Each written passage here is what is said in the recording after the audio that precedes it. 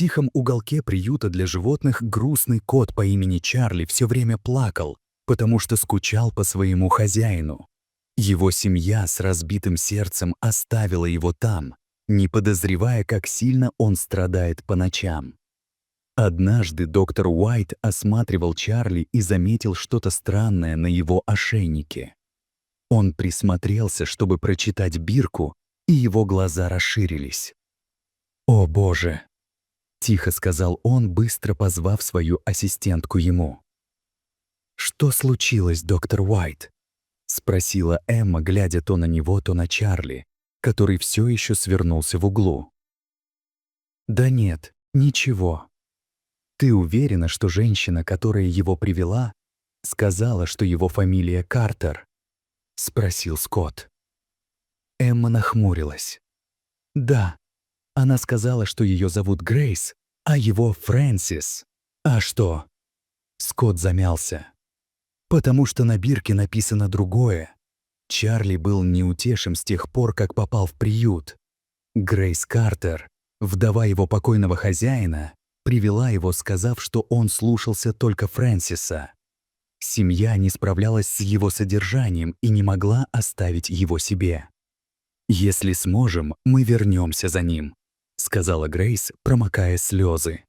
Скотт поместил Чарли в клетку, наблюдая, как кот свернулся у стены, все еще тихо плача. Хотя горе у животных не было редкостью, печаль Чарли была глубже всего, что Скотт когда-либо видел. «Я пойду проведаю Чарли», — сказал Скотт Эми позже, все еще думая о странном чувстве, которое у него возникло. Он нашел Чарли в его клетке, закрывающего лицо лапами. Когда Скотт опустился на колени, он увидел ошейник, все еще охватывающий шею Чарли. «Пора это снять», — тихо сказал он, протянув руку, но Чарли внезапно завизжал, отпрыгнул и зашипел. Скотт замер, руки застыли в воздухе, испуганные такой реакцией. «Почему ты не даешь мне снять твой ошейник?» — спросил он вслух. Он успел мельком взглянуть на бирку и почувствовал волну замешательства. «Должно быть, я ошибся», — подумал он, но что-то все равно казалось не так. Скотт подошел ближе, голос стал мягче. «Эй, Чарли, все в порядке», — прошептал он, осторожно протянув руку. Глаза Чарли сузились, и с быстрым шипением он махнул лапой на Скотта, едва не поцарапав. Поняв, что сила не сработает, Скотт отступил, разочарованный, но решительный. Скотт вышел из клетки, размышляя над новым подходом. Чарли не просто горевал, он что-то охранял. Через несколько минут Скотт вернулся с угощением и игрушкой. «Давай попробуем еще раз, приятель», — мягко сказал он, положив угощение у входа, прежде чем отступить. Чарли замялся, наблюдая за Скоттом, но в конце концов подошел поближе, понюхал и взял угощение. Скотт оставался неподвижным, на его лице появилась легкая улыбка. Это был шаг вперед. Пока Чарли жевал, Скотт говорил мягко, рассказывая истории о своих питомцах. Постепенно Чарли расслабился, его тело стало менее напряженным. Скотт попробовал снова, на этот раз с большей решимостью. Чарли все еще был осторожен, но их связь становилась крепче. Используя еще одно угощение, Скотт поощрил Чарли приподнять голову ровно настолько, чтобы стала видна бирка. Сердце Скотта замерло. «О Боже!» — прошептал он. Имя, выгравированное на металле, было не тем, что он ожидал. Это было откровение, которое все изменило. «Эмма, ты можешь подойти сюда, пожалуйста?» Позвал он с ноткой срочности в голосе. Она вошла, чувствуя напряжение. «Что случилось?» — спросила она. Ее взгляд метался между Скоттом и Чарли. Скотт указал на ошейник. То, что было написано там, должно было перевернуть все с ног на голову. Скотт пытался собрать воедино загадку, которая, казалось, становилась все более запутанной. Каждый новый кусочек информации порождал больше вопросов, чем ответов. «Эмма, ты знаешь полное имя Грейс и уверена, что их фамилия Картер?» — спросил он быстро, его разум лихорадочно пробегал через возможности. Эмма выглядела удивленной, на ее лице читалось замешательство. «Мне нужно проверить документы». «А что случилось?» — спросила она, чувствуя срочность в голосе Скотта. «Это имя не на бирке», — ответил Скотт. Его голос был полон сомнений и тревоги. Брови Эммы приподнялись от удивления. «Не на бирке? Тогда чье?» Она запнулась, внезапно поняв, что это могло значить. «Сейчас проверю», — сказала она, быстро развернувшись, чтобы уйти. Скотт снова сосредоточился на бирке, пытаясь разобрать имя, выгравированное на потертом металле. Это было все равно, что пытаться прочитать что-то, выцарапанное на старой школьной парте. Слабо и почти неразборчиво. Постоянное шевеление Чарли за лакомствами тоже не помогало, делая задачу еще труднее. Раздражение нарастало, казалось, что ошейник хранит ключ ко всему, но не хотел раскрывать свою тайну. Эмма вернулась с папкой в руках. Да, они точно Картеры. Грейс Элизабет, Картер Мейсон и Фрэнсис Антониус Картер, подтвердила она. Разум Скотта закружился. Если это было правдой, то почему имя на бирке не совпадало? Это было все равно, что пытаться вставить квадратный колышек в круглое отверстие. Ничего не сходилось. Он посмотрел на Чарли, который свернулся вокруг своего ошейника, как будто это была его самая дорогая вещь. Было ясно, что если его забрать, это только расстроит кота еще больше. Скотт вздохнул и решил оставить все как есть, аккуратно закрыв клетку Чарли. Но его разум не был готов отпустить это дело. Ему нужны были ответы. Вернувшись к своему столу, он достал записи Чарли и начал их просматривать. Каждый визит в клинику, каждая маленькая запись — все это были подсказки, приближающие его к истине. Одно выделялось. Чарли был пациентом на протяжении 6 лет, но он явно был старше. Ему должно было быть как минимум 10 лет. Где он был раньше? Кто о нем заботился? И почему его имя было зачеркнуто на бирке? Следующим логичным шагом было посетить адрес Картеров. Возможно, у них была недостающая часть пазла. Прежде чем выйти, Скотт остановился, чтобы сообщить Эми и Яре. «Я ненадолго выйду», — сказал он им. «Позвоните мне, если что-то случится». Они кивнули, привыкшие к его внезапным расследованиям. Сев в машину, он ввел адрес Грейс в навигатор. Загадка ошейника не выходила у него из головы, пока машина набирала ход. Его разум был полон теорий. Что, если Чарли был частью чего-то большего?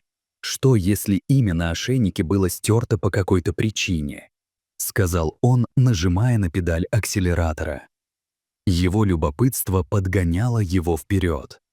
Когда он, наконец, добрался до особняка Картеров, огромный дом возвышался перед ним. Его тишина почти пугала. Скотт припарковал машину и вышел. Его сердце билось немного быстрее, когда он подошел к массивной входной двери. Он постучал и подождал. Через мгновение дверь со скрипом открылась, и на пороге появилась женщина, явно не Грейс. «Привет. Я здесь по поводу Чарли, кота Грейс. Мне действительно нужно с ней поговорить», — сказал Скотт, надеясь, что его просьба не покажется ей странной. Женщина посмотрела на него с любопытством, прежде чем ответить. «О, мамы сейчас нет дома. Но, может быть, я могу помочь». Скотт замялся на мгновение, он не ожидал этого, но решил воспользоваться шансом. «Не могли бы вы взглянуть на старые семейные фотоальбомы? Может быть, примерно 6-летней давности. Я ищу что-то о Чарли». Джейн моргнула, но не выглядела слишком обеспокоенной. «Конечно, это немного необычно, но давайте посмотрим, что мы можем найти», — сказала она, отступая в сторону, чтобы впустить его. Когда Джейн исчезла наверху, чтобы найти альбомы, Скотт стоял в величественном фойе, впитывая детали дома. Все в этом месте говорило об истории и богатстве. Но Скотту казалось, что оно также шепчет секреты. Его взгляд упал на масляную картину на стене, формальный портрет Фрэнсиса Картера. Что-то в том, как он был написан, почти как будто его глаза следили за ним, привлекло внимание Скотта. Затем другая фотография привлекла его внимание. Грейс и Фрэнсис улыбались, а между ними сидел Чарли. Кот выглядел абсолютно довольным в их объятиях, и вот там вокруг его шеи был тот самый ошейник. Скотт присмотрелся, сузив глаза.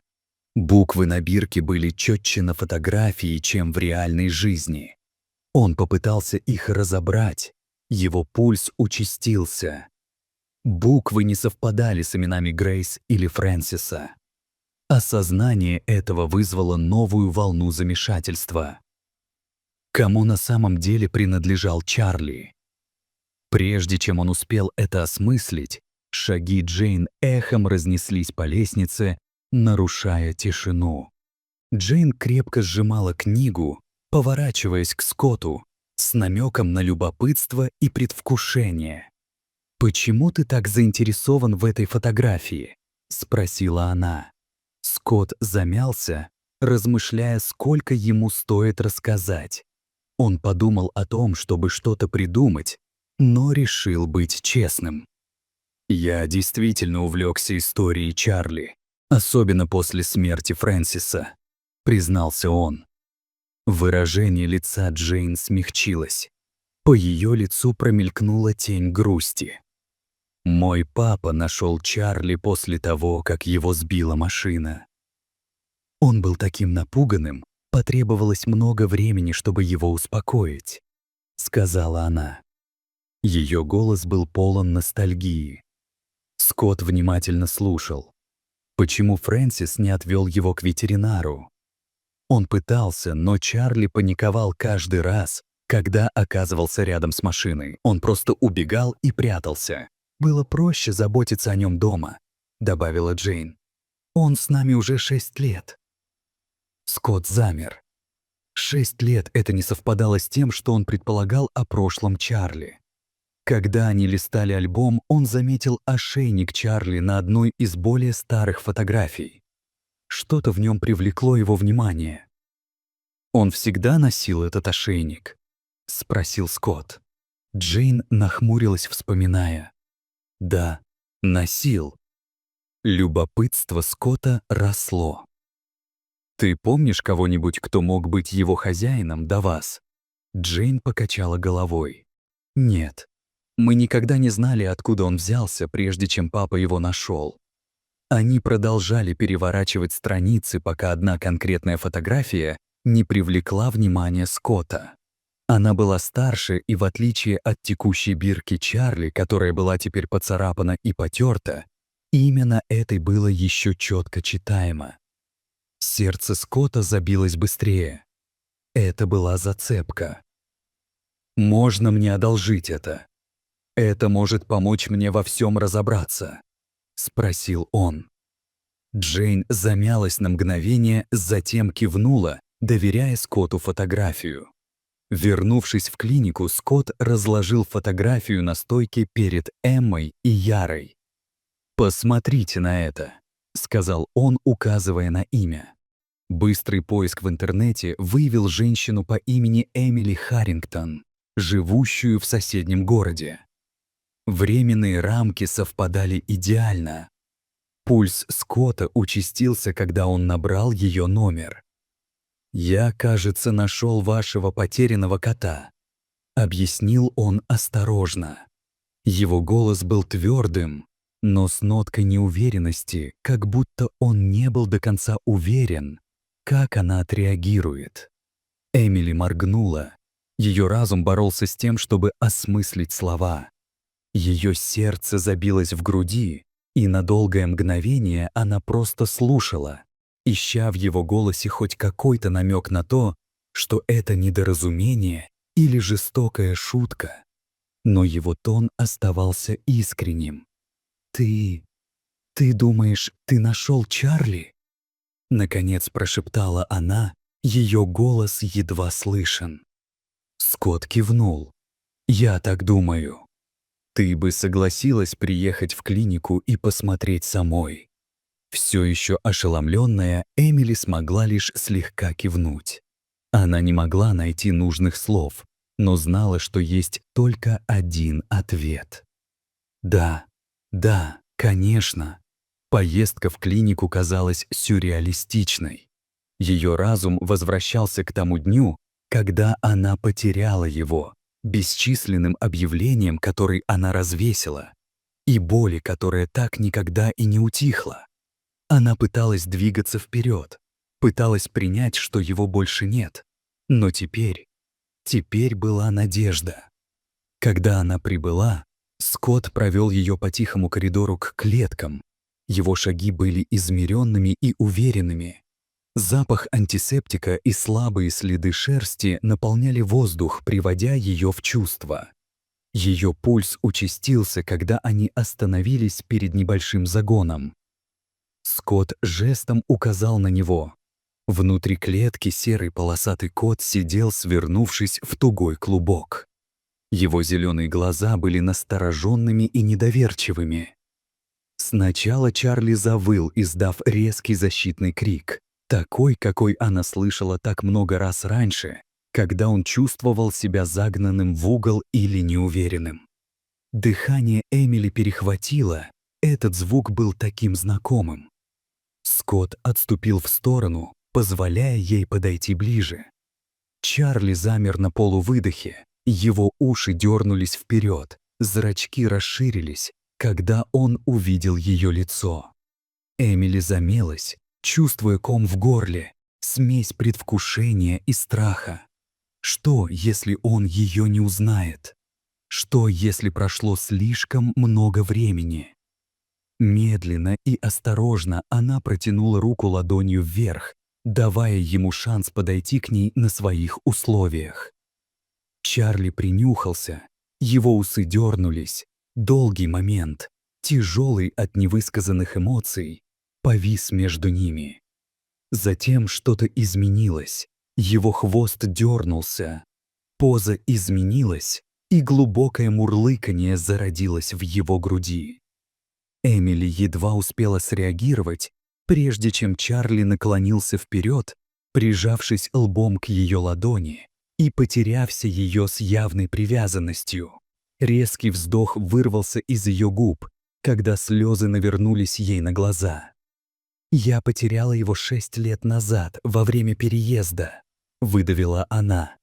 «Я искала его повсюду, но он просто исчез».